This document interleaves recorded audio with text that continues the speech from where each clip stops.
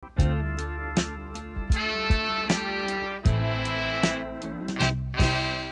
kembali lagi. Setelah sekian lama, format kembali sama. Halo guys, apa kabar semuanya? Udah Hai, lama. si penjual borak.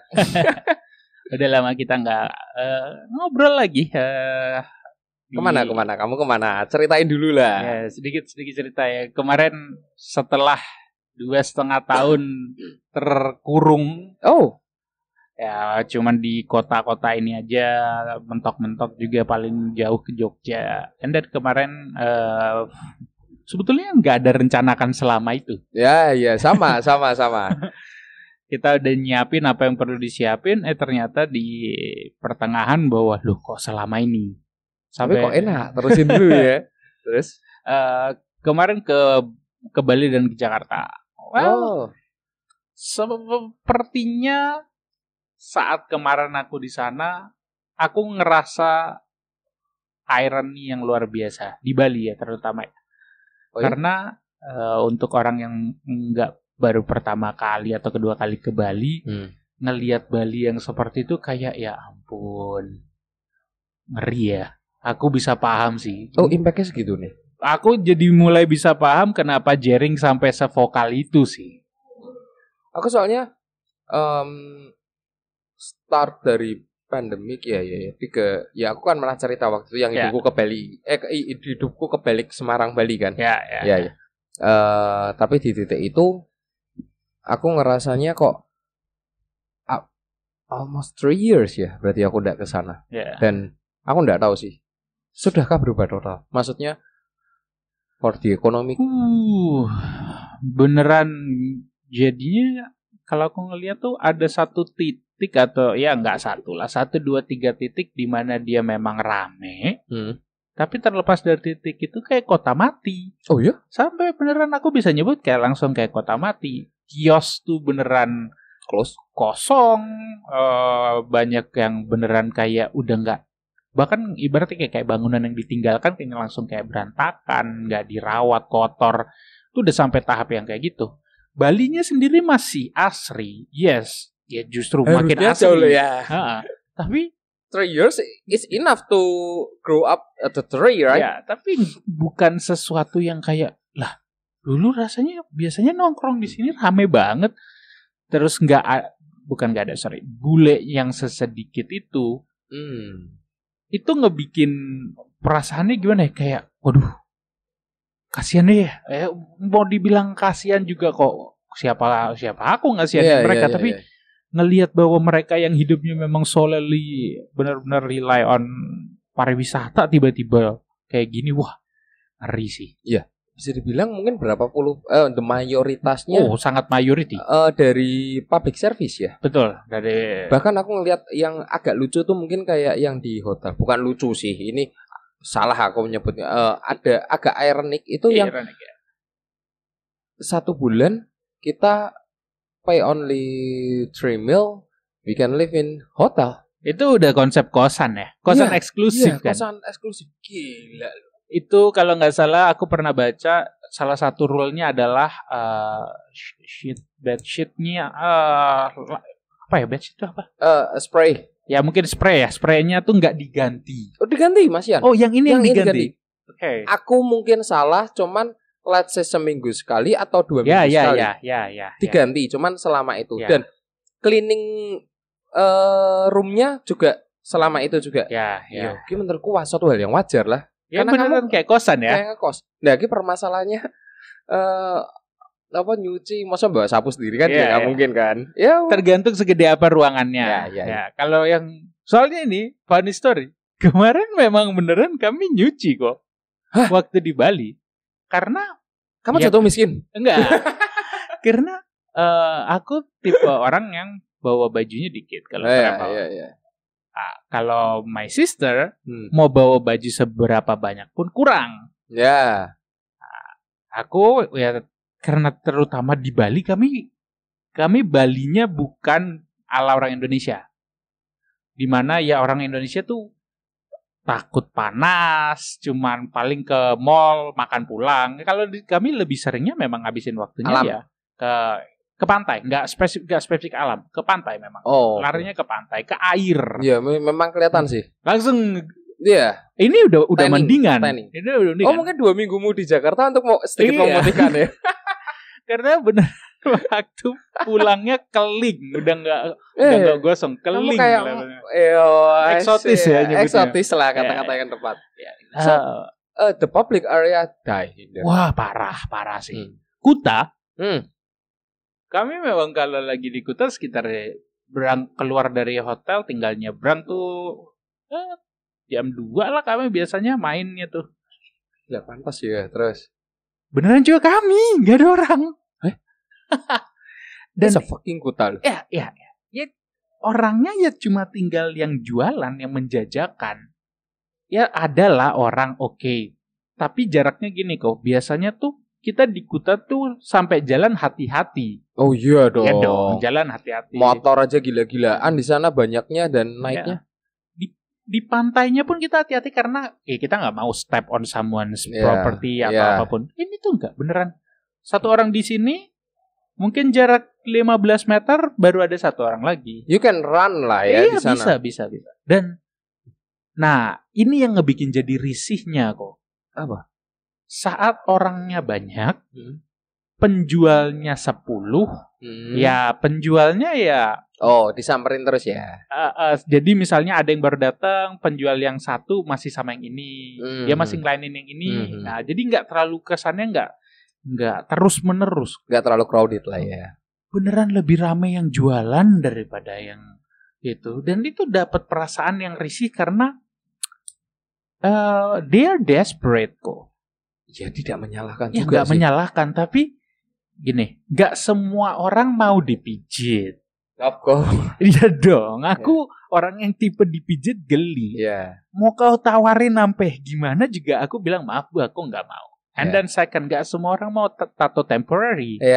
Aku nggak mau kau tawarin sampai gimana pun, aku akan bilang jawab dengan sopan, aku nggak mau. Sampai ada di titik di ibunya tuh bilang, friendly banget tapi nggak mau beli. Ya kan friendly sama beli nggak ada hubungannya bu, gitu loh. I'm friendly because bukan friendly, aku sopan.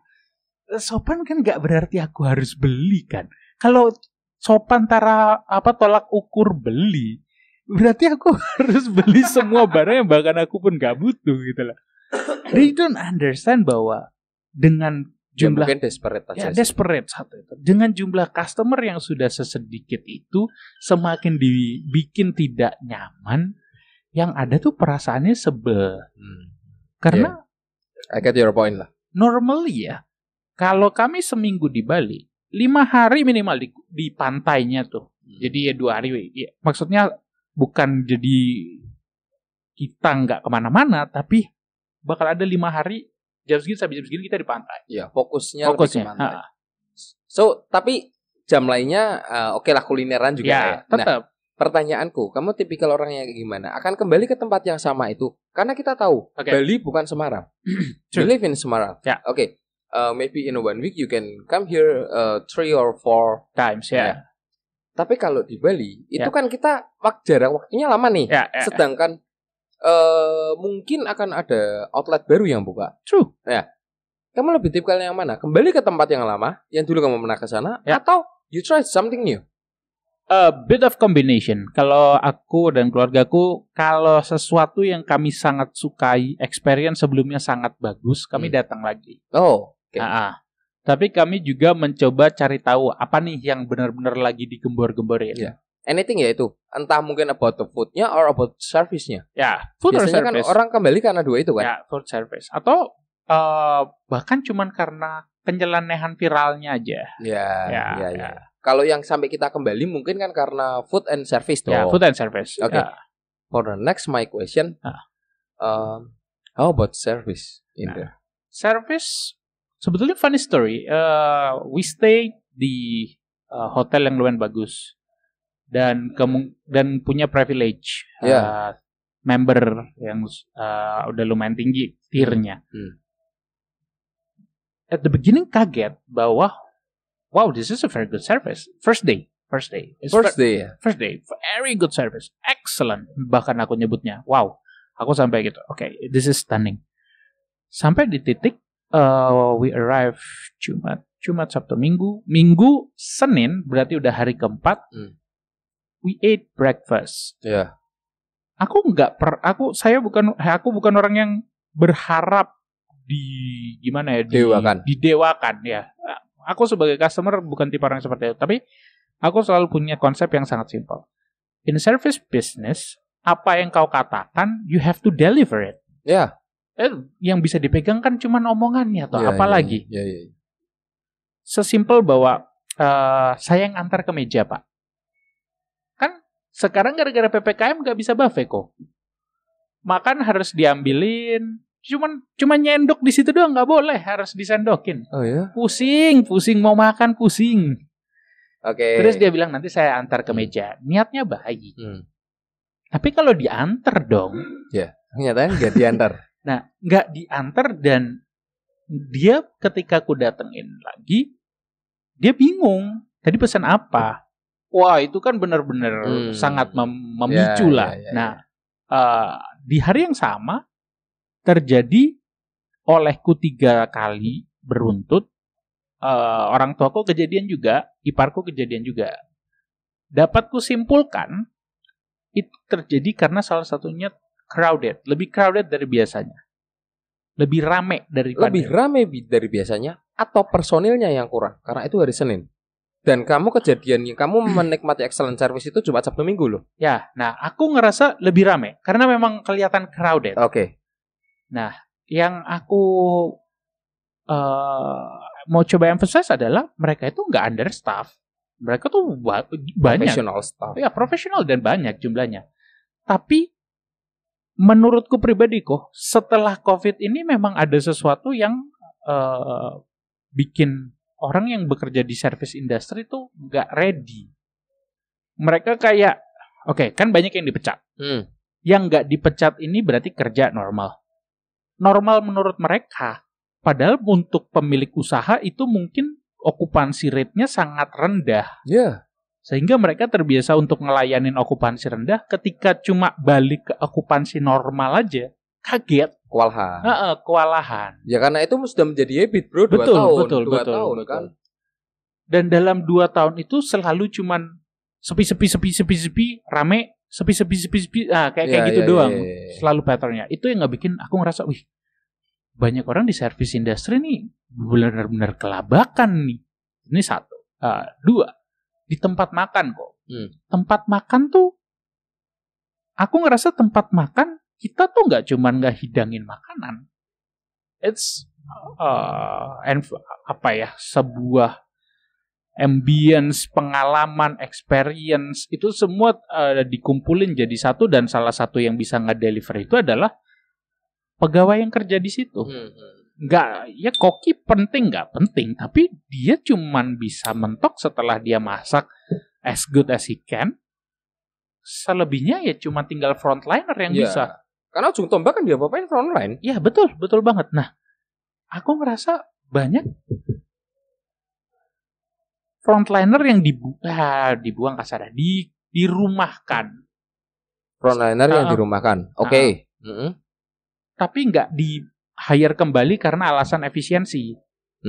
Berarti sebagai pemilik usaha harus hire nih orang-orang baru. Nah, orang-orang barunya ini nggak semuanya loh cocok kerja di service industry. Dan menurutku ini orang-orang kayak gini ini mendingan harusnya dipecat sekali lagi. Because not because kamu bisa nge-deliver, nganter makanan dari dapur ke customer, kamu bisa jadi waitress. Iya. Karena kemarin kok diantar makanan ke meja, dia tuh beneran nggak ngira-ngira bahasa tubuh orang yang mau diantar. Hampir itu 1 piring senggolan. SOP-nya lah ya. SOP-nya, setidaknya kalaupun mau nganter jumlahnya agak sedikit lebih banyak, ya ngomong permisi, ini kemana? Ini main mau langsung ditaruh-taruh aja. And garis bawah, this is a proper place. Ya, it's not a cheap hotel lah ya. Ya, dan tempat makan ini udah benar di tempat makan gitu. Oh, ini di tempat makan ya? Yang berbeda. Nah, itu yang aku ngerasa ngebikin bahwa sekarang spending duit ke kayak gini jatuhnya cuma beli makanannya doang, mentok-mentok bisa Instastory. Why? Because pelayanannya udah nggak kayak dulu lagi. Servisnya sudah terlalu buruk. What's your opinion about it? My opinion adalah lebih baik ya invest sedikit buat punya pegawai yang lebih proper daripada gini, yang megang duit buat spending itu kan nggak lagi banyak. Ya. Yeah. Kalau dia kecewa dia nggak akan balik dan dia nggak akan spread the good words. Kalau cuma makanannya enak doang, pelayanannya kasar, pelayanannya nggak nyaman, menurutku tuh mentality orang pada umumnya tuh ya makanannya enak sih, tapi ya nggak asik ke situ. Paling gitu ujung-ujungnya. Dia nggak akan nge-recommend gitu lah. Kalau aku point of view-nya adalah ya orang-orang yang memang nggak bisa di service industry, yang bahkan cuma ngomong silahkan aja nggak mampu tuh, menurutku emang harusnya udah dibuang aja. Dan harusnya mereka juga paham bahwa ya aku mungkin memang nggak cocok aja di service industry. Oke. Case-nya ini adalah, let's say itu adalah orang yang baru. Oke. Ya, itu adalah orang yang baru. Oke. So, what's your prefer? Take the new one, more cheaper, or call the old? Kalau aku pribadi, aku akan memberikan pilihan kepada old employee buat join lagi, tapi aku akan lebih terbuka bahwa I cannot pay you the same. I'm agree about it. Yeah, I cannot pay you the same sampai the situation bener-bener the same. Better lah, enggak-enggaknya lah. Ya, oke. Karena kita juga pasti harus tahu juga staff ya, ada yang dibutuhkan juga. Betul. Ya, kita bisa ngelihatnya dari laporan keuangan. Let's say sebelum COVID in a month omsetnya 500 juta. Let's say setelah COVID jadi cuman 250 juta. Ya, kita bisa bilang bahwa oke, saat omset sudah mulai menuju ke angka 400 atau 350, aku udah mulai bisa naikin. Perbaikin lah ya. Perbaikin. Dari mungkin yang dulunya 25% cut off, mungkin jadi mungkin sekitar 10% atau 5% dulu lah, sampai itu semuanya membaik, atau bahkan mungkin bisa full ya. Ya, betul. Gini sih, Bro. Kalau aku akan ngelihatnya kita mempertahankan aset quote on quote di sini staff ya. Oke. That's gonna be good sih. Ya. Untuk mempertahankan teman-teman yang lama, staff-staff yang lama, bleeding nggak kitanya? Of course ya. Of course, man. Baru kondisi kayak orang akan bilang, alah sekarang PPKM sama PPKM udah nggak jauh beda, udah sama aja. Iya, the situation. What for ekonomi? Ya. Daya beli masih belum sembuh. Menurutku loh ya. Ya, belum sembuh. Aku setuju banget kalau daya beli. Kecuali kalau memang mungkin yang kamu middle up sekalian yang memang dari awal, wah sekarang susah, kondisi baru kayak gini, ya itu kan cuman basa-basimu aja. Nyatanya rekeningmu tetap gede juga kan. Itu enggak masalah. Tapi kalau yang memang tanggung ini yang segmen yang menurutku susah. Oke. Hal yang kamu omongin itu yang tak lakuin pada saat pandemi. Oke. I try to keep up. Kebetulan kita make a different concept. Okay. So for the old family, orang akan gini. Ini ada sedikit cerita lucu mengenai bekerja kalau dianggapnya sebagai rasanya kekeluargaan, mending kalian keluar karena kalian akan diperas bla bla bla. Aku nggak tahu kamu pernah ngeliat kayak gitu. Aku 2 minggu lalu baca itu. Oke. What your opinion? Kata kekeluargaannya yang harus ditegaskan dulu nih, maksudnya kekeluargaannya apa? Ya, I'm agree about that. Kekeluargaan di sini bukan berarti yang kita quote on quote memperbudak ya. No, cuman komunikasinya mungkin yang lebih ke arah secara kekeluargaan juga. Karena setiap orang memiliki how to leadership sendiri-sendiri kan. Yeah, true. Aku juga nggak mau juga sih kayaknya memang ada beberapa outlet yang people come and go. Oke. In a 1 month out itu banyak banget. Tapi sebisa mungkin tidak, karena ya itu kembalinya akan ke masalah ini. It's all about service. Ya, betul. Saat kita bergerak di industri F&B, product and service itu pasti jalan bersamaan. Ya, betul. Kalaupun memang benar-benar salah satunya mungkin harus pincang, ya berarti yang satunya bebannya harus jauh lebih besar. Ya, betul. Nah, di sana makanya aku bilang berusaha mempertahankan apa yang ada dulu. Oke. Pada dasarnya still can discuss kok. Oke, ini case-nya baru kayak gini. Kalau aku akan berusahanya seperti ini. Oke, mungkin for work. Ya ini aku bilang ke keluarganya di sini. For work, jika memang saat itu memang masih ada potongan atau segala macam, soon as possible, yuk sama-sama kita cari angka minimal. Kamu bisa kembali ke semula. Aku belum dapat apa-apa dulu, nggak apa-apa nih. Okay. Yang penting kalian kembali dulu. Aku akan seterbuka itu. Ini loh kayak gini. So yang lain tuh jadi lebih. Oh ternyata problemnya kayak gini ya. Tidak semua loh employee di sini itu memikirkan dan mengerti company.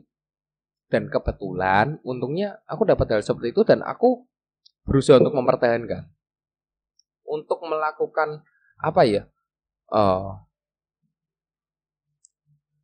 take the new one or something else. Bisa nggak bisa? Secara budget jauh juga lebih baik. Pasti jauh lebih efisien ya. Pasti. Oke lah, kalau Semarang mungkin udah better. Ya. Bali mungkin dia itu ya quote on quote ya rela bersenggolan sama yang lain supaya mereka bisa masuk kerja. Salah satu ngerinya kok kemarin aku baru tahu. Jadi rafting itu kalau kita abis turun dari mobil kita masih kayak dibilang trekking juga nggak trekking ya, tapi anggaplah kayak trekking. Itu dia bawa ban yang buat dinaikin rafting. Satu kali trip 35.000. Itu manusia yang lihat jalan aja serem. Dia ketutupan. Dia 35.000 buat turunin itu ban dari mobil ke pinggir sungai. Yang bahkan kamu melihat pun sebenarnya berbahaya kok. Itu jalan beneran ngelihat itu aja tuh berbahaya. Itu 35.000. Dan pemandunya satu kali trip, kalau orangnya yang satu kapal itu di bawah 3 orang, dia dapat 45.000. Oke. Kalau orangnya 5 orang, dia dapat 55.000. Iya. And then kalau orangnya 6 orang, dia dapat 65.000. Bukan per orang, per kapal. Oke. Nah, sekarang aku mulai paham why sometimes kita ngedapetin dalam tanda kutip service yang sangat rude. Karena ini orang cuma dibayar 65.000 satu trip for 2 hours. Itu kan rafting, lawannya kan alam, dimana dia nggak bisa punya kontrol atas alam. Dia cuma punya skill untuk membaca alam dan ya dalam tanda kutip experience lah. Ya, experience juga. Anggaplah dia dibayar 65.000 karena isi 6. Means dia harus ngejaga nyawa 6 orang cuma dibayar 65.000. Ya wajar nggak sih? 10-11 ribu lah ya per nyawa lu dihargain segitu. First of all, ya cukup wajar nggak sih kita nggak ngedapetin pelayanan yang maksimum yang seperti kita inginkan. Padahal kalau kita bayar rafting lumayan mahal juga. Yang aku mau coba, dan itu sudah bayaran bahkan sebelum COVID. Dia bilang, aku tanya, ada bedanya nggak beli sebelum dan sudah COVID? Sama aja. Cuman bedanya adalah dulu waktu COVID, sebelum COVID, aku satu hari bisa maksimal turun 2 kali. Turun 2 kali, itu 130.000 loh. Yes. And then, masih ada gaji pokok 900.000. Sekarang setelah COVID, 1 minggu 2 kali itu udah bagus banget.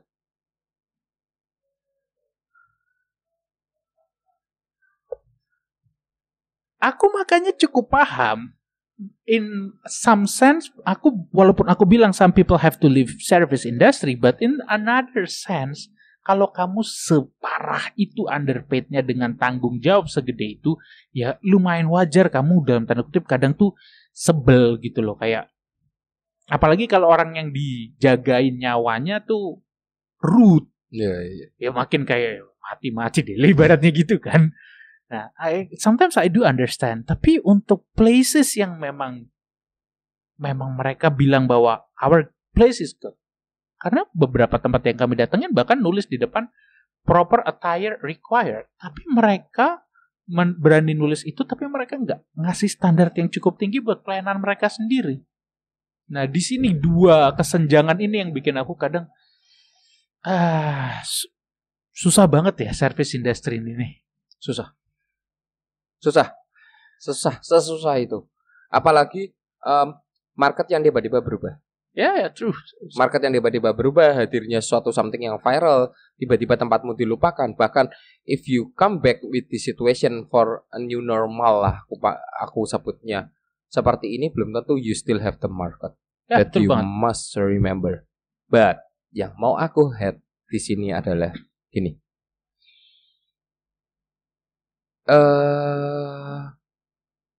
Maybe beberapa tempat kamu masih dibayar di bawah yang seharusnya dulu. Oke. Ya, di beberapa tempat. Aku nggak tahu di mana lah juga. Aku nggak mau bilang. Aku dengar sih beberapa tempat, cuman ya udahlah itu urusan mereka. Tapi yang memang masih bekerja, please remember. Menurutku dengan keadaan seperti ini adalah saat kalian yang belum punya pengalaman untuk unjuk diri. Betul. Ini adalah kembali ke titik yang waktu itu kamu bilang quote-nya dari Indra Ken, kalau aku dibayar sekian juta, aku akan bekerja sekian jutanya lagi. Ya. Menurutku ini adalah waktu yang tepat. Setuju. To proving you are. Ya, mungkin kalian belum. Ini kita persempit dunianya ke service ya. Service itu hubungannya dengan customer merasa nyaman, puas. Intinya cuma di sana.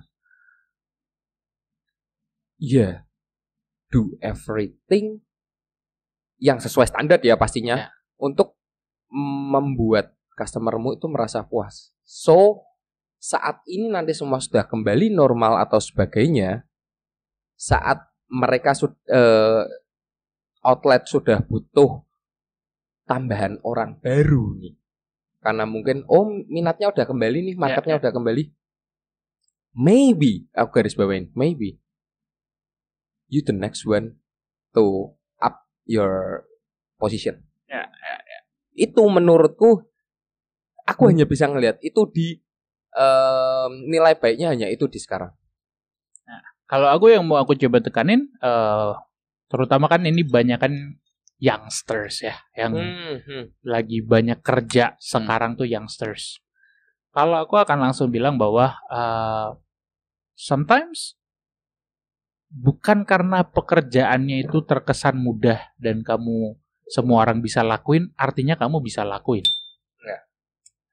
Balik seperti yang aku bilang, bukan karena kamu bisa ngantar minum, kamu bisa jadi waitress. Upgrade your skill, right? Ya. Well, it's more than that. Kalau kamu cuman mau ngantar minum dan kamu nyebut dirimu waitress, at least know lah the place yang kamu daftar. Dan harapanku juga buat HR, ya kalau nerima orang ya mikir-mikir dulu lah. Kalau orangnya muka senyum aja nggak bisa, tolonglah jangan dijadiin waitress di tempat-tempat yang memang bonafit. Masih banyak kok pas yang mau ngelamar kerja ya kan. Gitu loh. Ya pilih-pilihnya lebih, screening prosesnya ditingkatkan lah. Ya. Kalaupun masih mau cost efisiensi untuk nggak manggil pegawai-pegawai lama, ya pegawai barunya ditrain dengan benar. At the end of the day, yang pegang duit itu lagi nggak banyak. Kalau dia sampai spending ke tempatmu, at least hargai effort dia buat spending dan harapkanlah dengan pelayanan yang baik, dia bakal spread the good words about your place, and then tempatmu jadi ramai. I'm agree. Dua sudut pandang, yang satu sebagai the owner of the place, yang satunya lagi mungkin sebagai employee yang memang ya udah, kalau memang kondisinya seperti itu dan baru adanya seperti itu, do maximum The maximum aja dulu. Yes. The only hanya itu sih menurutku. True. Ya mungkin kita sudah terlalu banyak dan kita menikmati ambience untuk tag lagi ya. So waktu itu karena sebenarnya kita sempat ada problem kayaknya we need to take a rest. Tapi segala macamnya akan kembali begitu kita sudah kayak gini, obrolannya jauh kemana-mana. Ya apapun itu, thank you for listening. We are come back finally. Mungkin kalau memang ada yang ingin dikomenin, dibahasin mungkin. Confess juga masih kita terima. Masih kita terima. Oh iya, kemarin ada beberapa confess lucu juga, cuman masih belum kita itu. So mungkin bisa leave DM di Grand Creative Media atau mungkin leave comment di Grand Creative Media kita di YouTube, dan jangan lupa kita mengemis untuk like, comment, and subscribe. Paling penting share sih kalau buat aku. Biar yang lain tahu. Kayak tadi kan split up the good words the good words. Oke, mungkin kayak gitu dulu. Aku Eko pamit. Aku Ardo juga pamit. Goodbye guys. Bye. Bye.